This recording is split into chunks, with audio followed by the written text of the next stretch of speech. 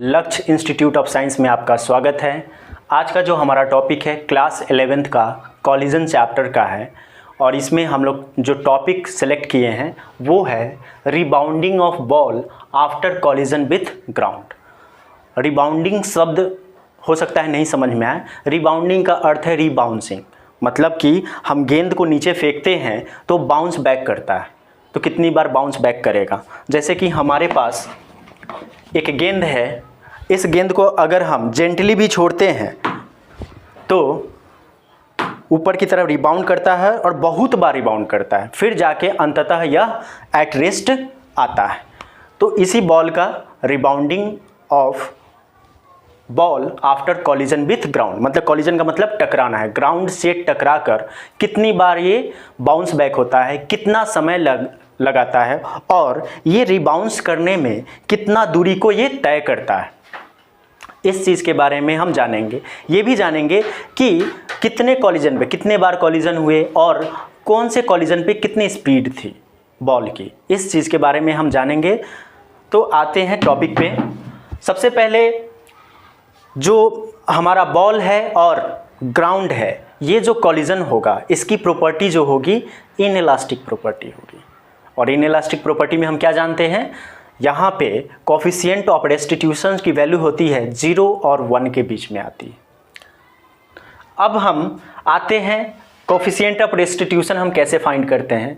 तो Newton's law of impact से हम लोग क्या जाना था कि वेलोसिटी ऑफ सेपरेशन और वेलोसिटी ऑफ अप्रोच दोनों बराबर होता है, और वहीं से वेलोसिटी ऑफ सेपरेशन और वेलोसिटी ऑफ अप्रोच का जो रेशियो था वही क्या है, कोफिशिएंट ऑफ रेस्टिट्यूशन था।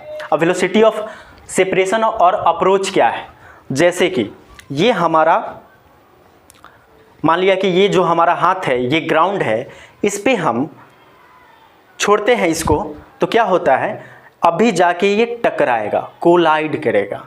तभी क्या कर रहा है, ये बॉल इस ग्राउंड के पास आ रहा है, मतलब अप्रोच कर रहा है।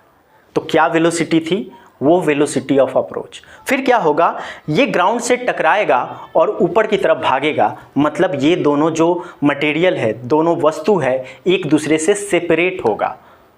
तो एक सेपरेशन हो गया और एक क्या हो गया, अप्रोच हो गया। तो वही हमारे पास E की जो वैल्यू होती है वेलोसिटी ऑफ सेपरेशन और वेलोसिटी ऑफ अप्रोच का रेशियो होता है, और इनइलास्टिक कॉलिजन में E की जो वैल्यू होती है 0 और 1 के बीच में लाई करता है। अब देखिए, इसको ग्राफ के माध्यम से हम अगर करें, दिखाएं, तो क्या होगा, हम एक हाइट से उस गेंद को जेंटली ड्रॉप कर रहे हैं। तो क्या होगा, जेंटली अगर ड्रॉप करेंगे तो फ्री फॉल होगा। हम लोगों ने मोशन अंडर ग्रेविटी में पढ़ा था, मोशन इन 1D में पढ़ा था, क्या फ्री फॉल वाला जो टॉपिक था उस चीज़ को जाना था, और इस तरह के 3 इक्वेशन को हमने जाना था। वहाँ से हमने V0, H0, T0, मतलब V की वैल्यू, H की वैल्यू और T की वैल्यू हमने फाइंड किया था। अब क्या है, यहाँ से जेंटली छोड़ेंगे, मान लिया कि ये हमारा ग्राउंड है, अब इस हाइट से हम जेंटली छोड़े तो ऐसा नहीं कि ऐसे ऐसे टप्पा खा रहा है, ये क्या होगा, अपने ही जगह पे एक बार बाउंस होगा, कोलाइड होगा, बाउंस बैक, कोलाइड। मतलब कि प्रथम बार हम जेंटली यहाँ से यहाँ छोड़ते हैं तो यहाँ होगा, फिर यहाँ से कोलाइड होके फिर कुछ डिस्टेंस तो तय करेगा और पूरा डिस्टेंस नहीं तय करेगा। क्यों नहीं करेगा, क्योंकि ये है कौन सा कॉलिजन, इनइलास्टिक कॉलिजन। और इनइलास्टिक कॉलिजन में क्या था, कंजर्वेशन ऑफ एनर्जी नहीं होता था। इलास्टिक कॉलिजन में कंजर्वेशन ऑफ एनर्जी होता था, मतलब कि कॉलिजन के पहले जो एनर्जी है वो कॉलिजन के बाद जो एनर्जी है वो बराबर होता था इलास्टिक में, परफेक्टली इलास्टिक में। इन इलास्टिक में क्या होता था, कुछ लॉसेस होते थे। तो यहाँ पे काइनेटिक एनर्जी का लॉस होगा, तो जितना डिस्टेंस यहाँ से यहाँ तक तय करेगा, दूसरी बार कोलाइड के बाद उससे थोड़ा कम करेगा, फिर थोड़ा कम करेगा, फिर थोड़ा कम करेगा, कम करते करते एक समय में यह एट रेस्ट आ जाएगा और गेंद टप्पा खाना बंद हो जाएगा।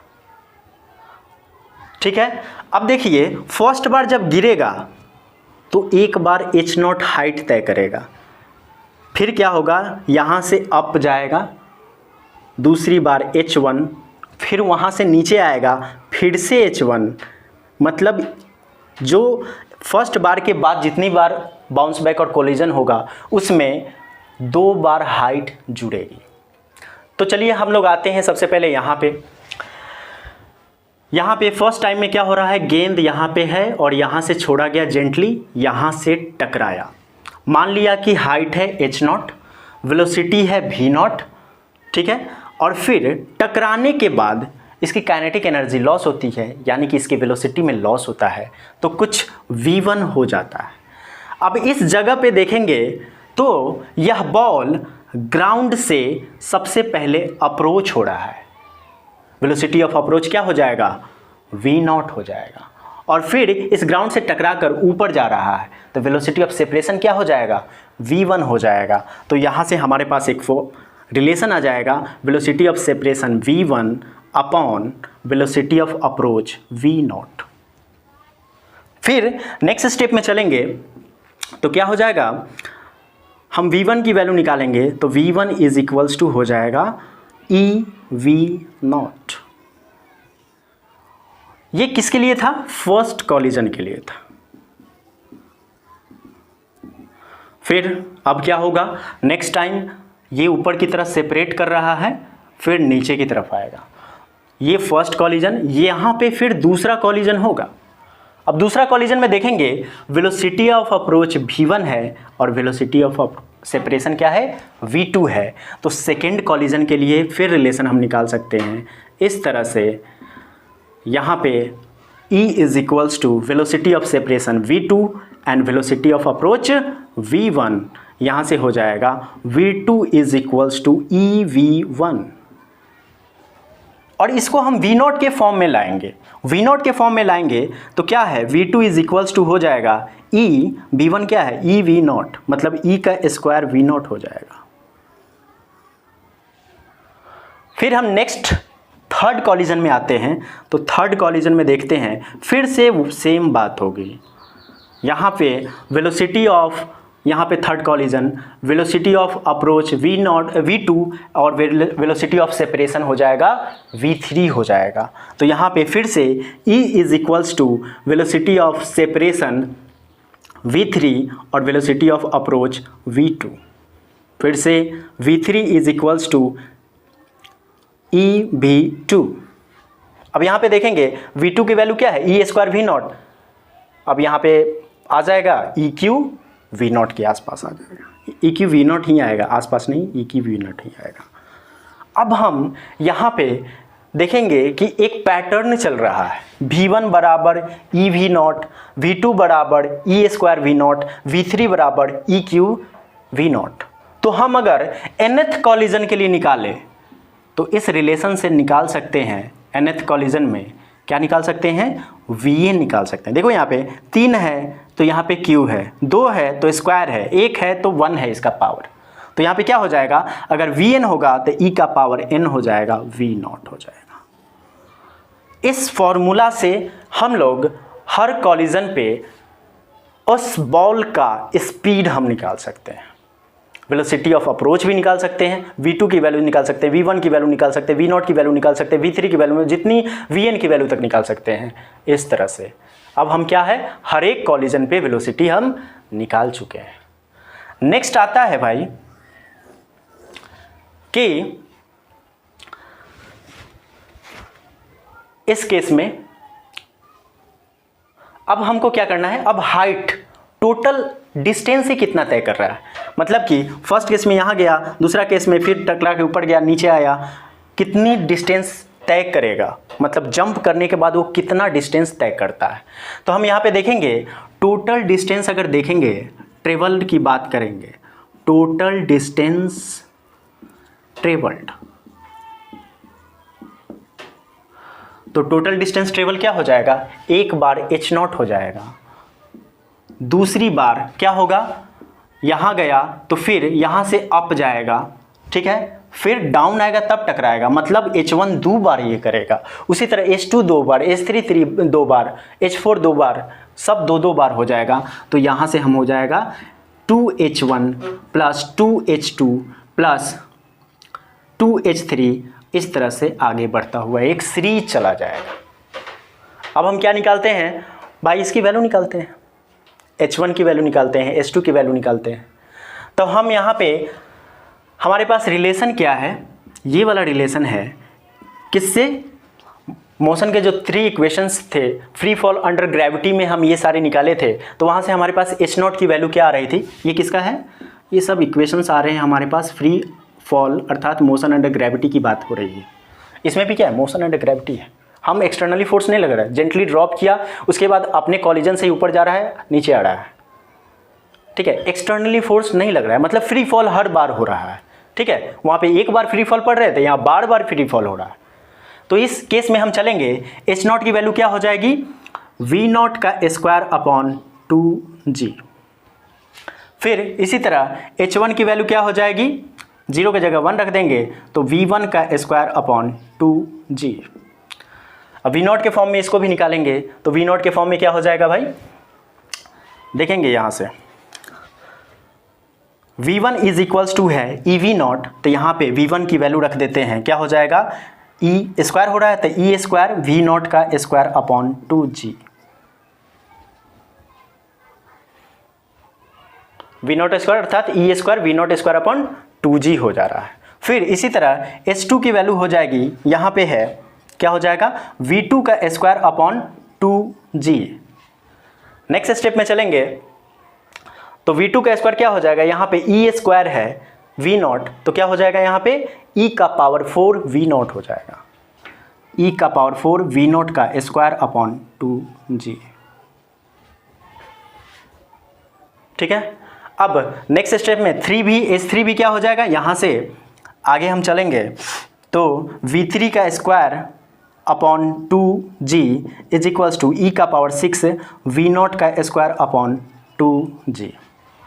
अब देखो भाई, ये सारे रिलेशन जो आए यहाँ पे V0 V1 V0 V0 V0 है, लेकिन हमको हाइट को H0 के टर्म में लाना है, तो V0 की वैल्यू हम पुट करेंगे हर जगह। तो यहाँ पे जैसे ही हम पुट करेंगे V0 की वैल्यू क्या है, यहाँ पे V0 root under 2G H0, इसको स्क्वायर करेंगे तो क्या हो जाएगा 2G H0 अपॉन 2G से 2G कट जाएगा, यहाँ पे H0 बराबर आ गया, H0 बराबर H0। फिर नेक्स्ट स्टेप में यहाँ पे आ जाएंगे E स्क्वायर V0 का स्क्वायर, तो क्या हो जाएगा, यहाँ से E स्क्वायर V0 क्या हो जाएगा 2G H0 by 2G, cancel out E square H0। Next step में इसी तरह E4 H0, नेक्स्ट स्टेप में E का पावर 6 H0। इस तरह से रिलेशन हमारे पास आ गया। तो देखो यहाँ पे क्या हो रहा है, ऊपर में यहाँ पे अगर H3 है तो यहाँ पे 6 आ रहा है, 2 है तो 4 आ रहा है, 1 है तो 2 आ रहा है, 0 है तो 0 है। इट मीन्स अगर यहाँ 3 है तो दुगुना है उसका। तो यहाँ से इसी तरह अगर हम Hn की वैल्यू निकालेंगे तो क्या हो जाएगा, E का पावर 2n H0 आ जाएगा। अब हम क्या करेंगे, टोटल डिस्टेंस ट्रेवल्ड निकालते हैं। टोटल डिस्टेंस ट्रेवल्ड में क्या हो जाएगा, सारे को हम जोड़ देंगे, तो सबको जोड़ेंगे, जोड़ते हैं यहाँ पे टोटल डिस्टेंस ट्रेवल्ड क्या हो जाएगा, H0 एक बार, H1 2 बार, H2 2 बार, H3 2 बार, इस तरह से सब होता चला जाएगा, सीरीज एक बनता चला जाएगा। फिर हम यहाँ पे वैल्यू रखते चले जाएंगे, H0 के जगह पे H0 plus E square H0 plus E4 H0 plus E6 H0, इस तरह से डॉट डॉट E का पावर 2n H0 हो जाएगा। अब इसको हम कैलकुलेट करते हैं तो क्या हो जाएगा, यहाँ से सबसे पहले सब में देखेंगे H0 कॉमन है तो H0 हम कॉमन ले लेंगे, बचेगा 1 प्लस E का स्क्वायर प्लस E का पावर 4 प्लस E का power 6 plus dot dot dot E का पावर 2n। अब ये क्या है, जीपी में है, ज्योमेट्रिकल प्रोग्रेशन, क्लास 11th में है या 12th में, क्लास 12th में है मैथमेटिक्स में, जीपी ज्योमेट्रिकल प्रोग्रेशन। यहाँ पे देखेंगे तो ज्योमेट्रिकल रेशियो की वैल्यू क्या है, GR इज इक्वल्स टू है E स्क्वायर, और हमारे पास इसका फॉर्मूला क्या होता है, यहाँ से H0 हो जाएगा, इसका फॉर्मूला होता है 1/1 माइनस ज्योमेट्रिकल रेशियो, क्या हो जाएगा ई का स्क्वायर।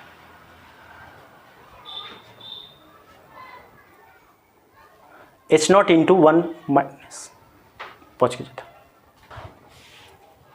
यहाँ पे देखेंगे कि हमें जो रिक्वायर्ड रिजल्ट आना था वो रिक्वायर्ड रिजल्ट अभी आया नहीं। इट मीन्स हमने यहाँ पे कहीं पे गलती कर लिया। देखेंगे गलती कहाँ कर लिए। देखिए यहाँ पे एच नॉट प्लस 2H1 है और यहाँ पे हमने हर जगह 2 छोड़ दिया, तो हम यहाँ पे हर जगह पे 2 लगाते हैं।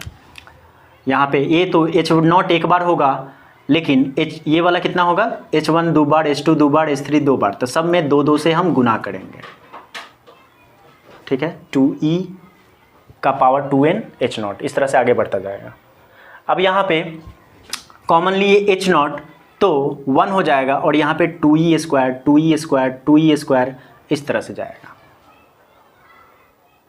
फिर यहाँ पे आगे बढ़ेंगे तो क्या करते हैं, अभी हमारे पास कॉमन है H नॉट, फिर से कॉमन लेंगे 1 प्लस यहाँ पे कॉमन लेते हैं 2e का, 2e स्क्वायर का कॉमन हो जाएगा। यहाँ से 2e स्क्वायर का जैसे ही कॉमन होगा तो 1 plus e square plus e6 plus dot dot dot.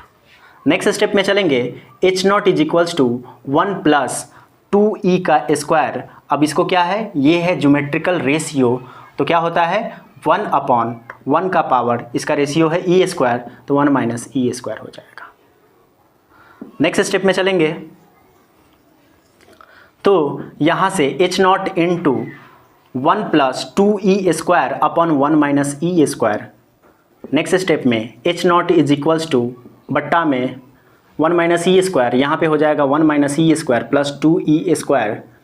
यहाँ से H नॉट इंटू 2e एक ही, तो क्या हो जाएगा 1 प्लस ई का स्क्वायर और नीचा में 1 माइनस ई का स्क्वायर। ये हमारा रिक्वायर्ड रिजल्ट था। ठीक है, थोड़ा सा गड़बड़ी हो गया था, 2 छोड़ दिए थे हम, तो यहाँ पे टोटल डिस्टेंस ये हो जाएगा S is equals to H naught into 1 plus e का स्क्वायर अपॉन 1 माइनस ई का स्क्वायर। टोटल डिस्टेंस तो हम लोगों ने यहाँ फाइंड कर लिया, लेकिन अब हमको क्या फाइंड करना है कि यहाँ से रेस्ट तक जाने में इस बॉल को टोटल टाइम कितना लग रहा है। अब हम उसको नेक्स्ट बोर्ड में टोटल टाइम कैलकुलेट करते हैं।